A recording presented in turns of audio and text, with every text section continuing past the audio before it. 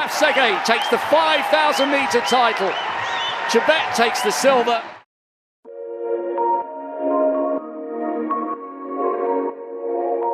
የአትሌቲክስ ወዳጆችና ቤተሰቦችን እጅግ ያስደነገጠው የጀግናው አትሌት ጉዳፍ ጸጋይ ድንገተኛ ውሳኔ ከሐኪም ትዕዛዝ በስተጀርባ ያለው ምስጢርና አትሌቷ ከአትሌቲክሱ ዓለም እንድትገለል ያደረጋት ክስተት በተመለከተ በዛሬ መረጃችን ስንቃኘው ለዚህ ጉዳይ ደግሞ አትሌት ጉዳፍ ጸጋይ የሰጠችው መልስም አነጋጋሪ ሆኗል። ዝርዝር ጉዳዩን በስፋት እንቃኛለን።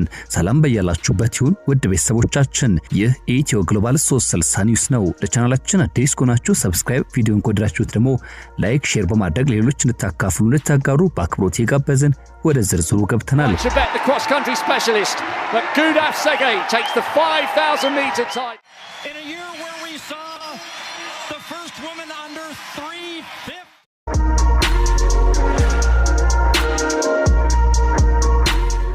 ዛሬ ሁለት አመሻሹን በአትሌቲክሱ ዓለም መላው ኢትዮጵያና የስፖርት ወዳጆችን እጅግ ያስደነገጠና ልብን የሚነካ ዜና ተሰምቷል። የሀገራችን ኩራት የድል አድራጊነታችን ተምሳሌት የሆነችው የ5000 እና 10000 ሜትሮች ባለድሏ ጀግናዋ አትሌት ጉዳፍ ጸጋይ ያልተጠበቀ የእገዳ ውሳኔ ተላልፎባታል። ከእገዳው በስተጀርባ ያለው ጉዳይና እንዲሁም ደግሞ ለጉዳዩ እርሷ የሰጠችው መልስ እናነሳለን። አብራችሁን ዘለቁም።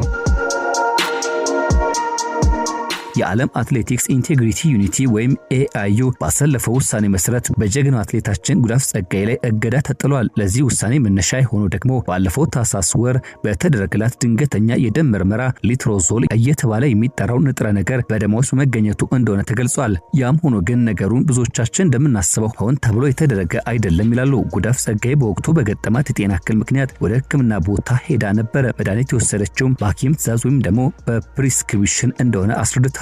ያም ሆኖ ግን የዓለም አቀፉ የጸረ አበረታች ቅመሞች ኤጀንሲ በዋዳ ህግ መሰረት ይህ እጅግ ጥብቅና የተከለከለ ነው። ስትሪክት ሊያቢሊቲ በሚለው መመሪያ የትኛውም አትሌት በሰውነቱ ውስጥ ለሚገኝ ለማንኛውም ንጥረ ነገር 100% ተጠያቂ መሆኑን ይደነግጋል። በዚህ ምክንያትም የጉዳፍ ውጤቶች እንዲሰረዙና የ4 ወራት እገዳም እንዲጣልባት አድርጓል። ይህን ተከትሎ የኢትዮጵያ ጸረ አበረታች ቅመሞች ባለስልጣን ዛሬ ባወጣው ይፋዊ መግለጫ መሰረት በአትሌት ጉዳፍ ጸጋይ ላይ የዶፒንግ ህግ ጥሰትን ተከትሎ ውሳኔ መተላለፉን ያረጋገጠ ሲሆን የዓለም አትሌቲክስ ኢንቴግሪቲ ዩኒቲ እንደ አውሮፓውያን የዘመን አቆጣጠር በዲሴምበር 10 ቀን 2025 ላይ ከውድድር ውጪ ባደረገችው ድንገተኛ ፍተሻ በአትሌቷ ላይ ሊትሮዞል የተባለና በስፖርቱ ዓለም በማንኛውም ጊዜ ጥቅም ላይ እንዳይውል ክልከላ የጣለበት መድኃኒት አግኝቼባታለሁ ብሏል። ከዚህ ጋር ተያይዞ ጉዳዩ በዓለም አቀፉ የጸረ ዶፒንግ ኤጀንሲና በኢንቴግሪቲ ዩኒቲ ሲመረመር የቆየ ሲሆን ከአትሌቷ ጋር በተደረገው የጋራ ስምምነት መሰረት እንደ አውሮፓውያን የዘመን አቆጣጠር ከሰኔ 1 ቀን 2026 አንስቶ እስከ መስከረም 30 2026 ድረስ የሚዘልቅ የ4 ወራት እገዳ እንደተላለፈባት አረጋግጧል። ከእገዳው በተጨማሪ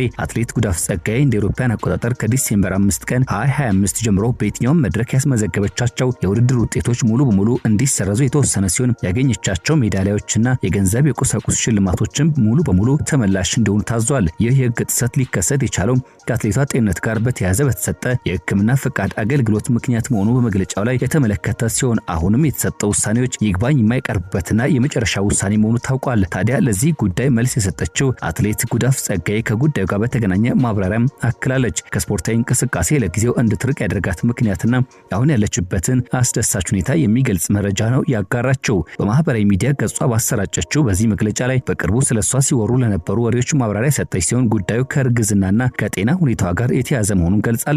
ለማርገዝ ስል በሐኪም የታዘዘልኝ መድኃኒት ወስጃለሁ ስትል በማህበራዊ ትስስር ገጽ ባሰራጨችው መልእክት ያስታወቀችው አትሌቷ በዚህ መግለጫ ላይ የመውለድ አቅሟን ወይም ደግሞ ፈርቲሊቲ ለማሻሻል ይረዳት ዘንድም በሐኪም ትዕዛዝ የሰጣትን ሊትሮዞል የተባለ ማሟያ መድኃኒት ስትወስድ መቆየቷን አረጋግጣለች። በአሁኑ ወቅትም እርግዝናዋ በጥሩ ሁኔታና ፍጹም መልካም በሆነ ሁኔታ ላይ እንደሚገኝም የገለጸችው አትሌት ልጇ በሰላም ከተወለደ በኋላ በተቻለ ፍጥነት ወደምትወደው የስፖርት ዓለም ለመመለስ ተስፋ እንደምታደርግም አያይዛ አብስራለች። ታዲያ ጉዳፍ በዚህ መግለጫ ማጠቃለያ ላይ ለደጋፊዎቿ በሙሉ ስላሳዩት ፍቅርና አድናቆት ምስጋናዋን ያቀረበች ሲሆን በተለይም አትሌቲክስ ኢንቴግሪቲ ዩኒቲ ላሳያት ግንዛቤና ላደረገላት ድጋፍም ያላትን ከፍተኛ አክብሮትና ድጋፍ መግለጿ በተያያዥነት ተነስቷል። ይህ ጉዳይ ታዲያ እንዲህ በዋዛ በቀላሉ የሚታለፍ እንዳይደለ ብዙዎች የተነሱና የገለጹ ሲሆን በተለይም በአትሌቲክሱ ዓለም የሚንቀሳቀሱ አካላት ሊያስቡበትና ጥንቃቄ ሊያደርጉበት እንደሚገባ ያመለክታል።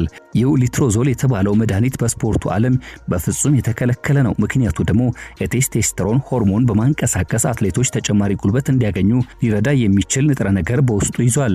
ይህ አጋጣሚ ለኢትዮጵያ አትሌቲክስ ፌዴሬሽንና ለኢትዮጵያውያን አትሌቶች የማንቂያ ደውል ተደርጎ ሊቆጠር እንደሚገባ ብዙዎች ያነሳሉ። አትሌቶችም ቢሆኑ በጉዟቸውና በእንቅስቃሴያቸው መሃል ትክክለኛና የታመኑ ባለሙያዎችን መምረጥም እንደሚገባቸው ያመላከተ ነው። እኛም ጀግናው አትሌት ጉዳፍ ጸጋዬ የእርግዝና ጊዜዋን ጨርሳ ልጇን በሰላም ተገላግላ ወደ አትሌቲክሱ መንደር እንድትመጣ መልካሙን እየተመኘን የዛሬን በዚህ እንቋጫለን። ውድ ቤተሰቦቻችን ይህ ኢትዮ ግሎባል 360 ነው። ለቻናላችን አዲስ ከሆናችሁ ሰብስክራይብ፣ ቪዲዮን ከወደዳችሁ ደግሞ ላይክ፣ ሼር በማድረግ ሌሎች እንድታካፍሉ እንድታጋሩ እየጋበዝና እየጠየቅን የዛሬን በዚህ ስንቋጭ ያላችሁበት ደግሞ ጥሩ መልካም ጊዜን በመመኘት ጭምር ነው።